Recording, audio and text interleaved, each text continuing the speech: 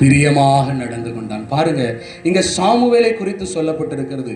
Samuel என்னும் பிள்ளையாண்டானோ கர்த்தருக்கும் மனுஷனுக்கும் பிரியமாக என்ன செய்தார்? நடந்து கொண்டார். பாருங்க, சாமுவேல் யார் என்று பார்க்கும் பொழுது நீங்க 1 சாமுவேல் முதல் அதிகாரத்தை வாசித்து பார்த்தீங்கன்னா அதுல தெளிவாக சொல்லப்பட்டிருக்கிறது. எல்கானாவுக்கும் அன்னாளுக்கும் பிறந்த முதல் ஆண் பிள்ளை தான் யாரு? சாமுவேல். இந்த அன்னாளுக்கு பாருங்க, திருமணமாகி ரொம்ப நாள் ஆயிடுச்சு, இன்னும் என்ன இல்லை? பிள்ளை இல்லை. அப்படி பிள்ளை இல்லாத காரணத்தினால இந்த எல்கானா என்ன பண்ணுகிறாரு? இன்னொரு ஸ்திரியை விவாகம் பண்ணுகிறார். அந்த ஸ்திரியை விவாகம் பண்ண உடனே அவருக்கும் அவளுக்கும் பாருங்க அநேக பிள்ளைகள் என்ன செய்கிறாங்க? பிறக்கிறாங்க. இப்படி வெளிநாளுக்கு அநேக பிள்ளைகள் பிறந்தவுடனே அன்னாள் என்ன செய்கிறா?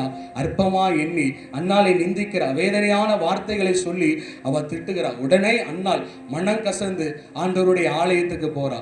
ஆண்டவருடைய ஆலயத்திற்கு போய் கர்த்தருடைய சமூகத்துல முழங்கார் படியிட்டு தன்னுடைய கண்ணீரை சிந்தி தன்னுடைய இருதயத்தை ஊற்றி ஆண்டவருடைய சமூகத்துல ஜெபம் பண்ணுகிறா. ஜெபம் பண்ணும்போது ஒரு பொருத்தனை ஏறெடுக்கிறா. கர்த்தாவே, நீர் எனக்கு ஒரு பிள்ளையை தந்தீர்னா அந்த பிள்ளை உயிரோடு இருக்க நாளெல்லாம் உமக்கே ஊழியம் செய்ய நான் என்ன செஞ்சிருந்தேன்? ஒப்பு கொடுத்துருதான்பான் அன்னாள் ஆண்டவருடைய சமூகத்துல பொருத்தனை பண்ணி ஜெபம் பண்ணிட்டு அவ பிற்பாடு கடந்து போகிறார். அந்த பொருத்தனையின் ஜெபத்தை கர்த்தர் பார்க்கிறார். அந்த ஜெபத்தை கர்த்தர் கேட்டு அன்னாளை என்ன செய்கிறார்? கடாய்ச்சிக்கிறார். அப்படி கடாய்ச்சதனால அன்னாள் என்ன செய்கிறார்? கர்ப்பவதியாகி ஒரு ஆண் பிள்ளையை பெறுகிறாள்.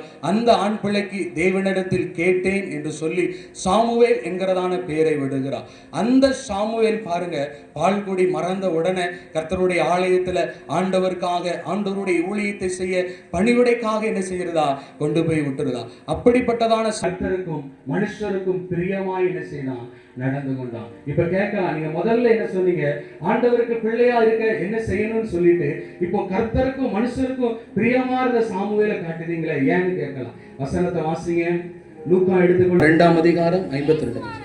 இயேசுவானவர் ஞானத்திலும் வளர்த்தியிலும் தேவ கிருபையிலும் விருத்தி அடைந்தார். பாருங்க, இங்க ஒரு மனிதரை சொல்லப்பட்டிருக்கிறது. யாருன்னா, அந்த இயேசுவுக்கு என்ன சுவாபம் இருக்கு பாருங்க.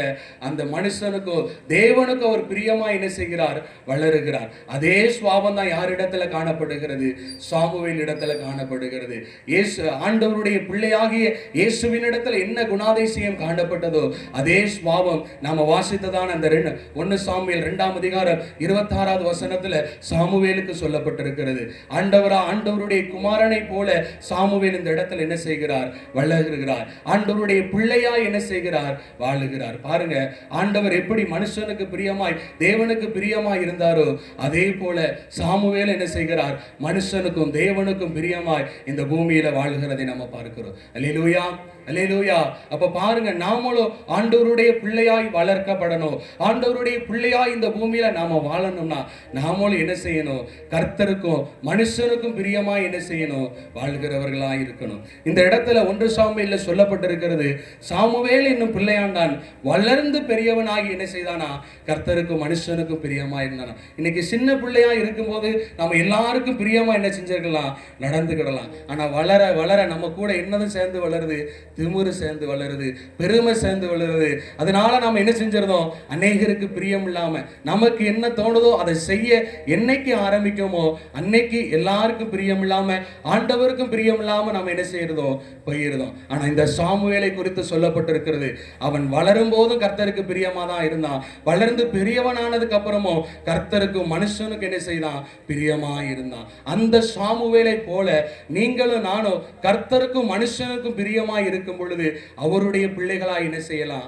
வாழலாம். இன்றைக்கு ஆண்டவருடைய பிள்ளையாய் வாழணும், கர்த்தருக்கு பிள்ளையாய் இருக்கணும் ஆசைப்படுகிறதான நாம அநேக நேரங்களில் தேவனுக்கு பிரியம் இல்லாம மனுஷருக்கு பிரியம் இல்லாம சில காரியங்கள் என்ன செய்கிறோம்? செய்து விடுகிறோம். ஆனா இந்த நாட்கள்ல இந்த வார்த்தையை கேட்கிறதான நாம அதை நம்முடைய வாழ்க்கையில சரிபடுத்தி கர்த்தருக்கும் மனுஷருக்கும் பிரியமா இருந்து ஆண்டவருடைய பிள்ளையாய் மாறப்போகிறோம். அல்லேலூயா.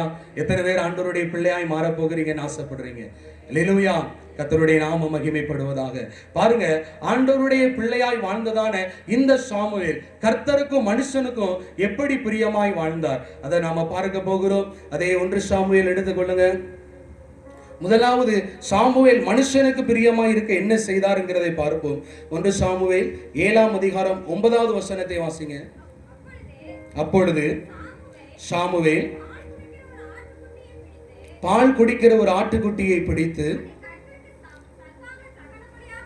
அதை கர்த்தருக்கு சர்வாங்க தகன பலியாக செலுத்தி இஸ்ரவேலுக்காக கர்த்தரை நோக்கி வேண்டிக் கொண்டான். சாமுவேல் மனுஷனுக்கு பிரியமாயிருக்க என்ன செய்தார் என்று பார்க்கும் பொழுது சாமுவேல் என்ன செய்தாரா? அந்த ஜனங்களுக்காக ஜெபம் பண்ணனா. எந்த சூழ்நிலையில் நீங்க பார்க்கும் பொழுது வேதத்தை நீங்க முன்னால வாசித்து பார்த்தீங்கன்னா, இந்த இஸ்ரவேல் ஜனங்களுக்கு விரோதமாய் பெலிஸ்தியர்கள் எழும்பி என்ன செய்வாங்க? யுத்தத்துக்கு வருவாங்க. அப்படி யுத்தத்திற்கு வரும் பொழுது முதல்ல யுத்தம் நடக்கும். பெலிஸ்தியர்களுக்கு முன்பாக இந்த இஸ்ரவேல் என்ன செய்யப்படுவாங்க? முறியடிக்கப்படுவாங்க. அநேகமாயிரம் ஜனங்கள் என்ன செய்வாங்க? வெட்டுண்டு மடிந்து போகிறதை நாம வேதத்துல வாசிக்கிறோம். இரண்டாவது, இந்த ஜனங்கள் என்ன செய்வாங்கன்னா, கர்த்தருடைய உடன்படிக்கை பெட்டியை கொண்டு போவாங்க.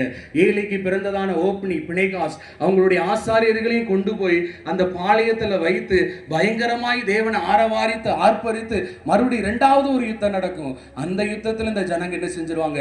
தோத்து போயிருவாங்க. அந்த யுத்தத்தில் கிட்டத்தட்ட பல ஆயிரம் ஜனங்கள் என்ன செஞ்சிருவாங்க? பெலிஸ்தியர் கைகளால கொலை செய்யப்பட்டுருவாங்க. அப்படிப்பட்டதான நெருக்கத்துல, அப்படிப்பட்டதான வேதனை